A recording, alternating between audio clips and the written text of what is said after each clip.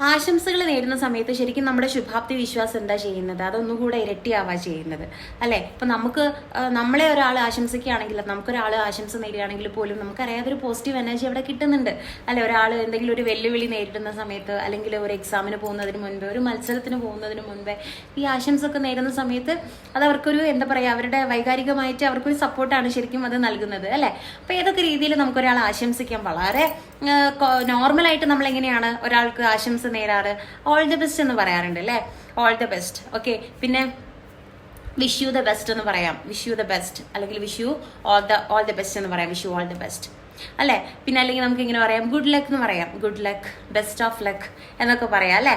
അതുപോലെ നിങ്ങൾക്ക് പറയാം ബ്രേക്ക് എ ലെഗ് എന്ന് പറയാം കേട്ടോ. ബ്രേക്ക് എ ലെഗ്, അതും സെയിം മീനിങ് ആണ്. ആശംസകൾ നിങ്ങൾക്ക് നല്ലത് വരട്ടെ, നല്ലത് ആശംസിക്കുന്നു തന്നെയാണ് അതിന്റെ അർത്ഥം. എന്താണ്? Break a leg. Okay, break a leg എന്ന് പറയാം. ഓക്കെ, അതുകൂടാതെ മേ ലക്ക് ഫേവർ യു എന്ന് പറയാം. മേ ലക്ക് ഫേവർ യു, ഭാഗ്യം നിങ്ങളെ തുണയ്ക്കട്ടെ. Okay, may luck favour U എന്നും പറയാം.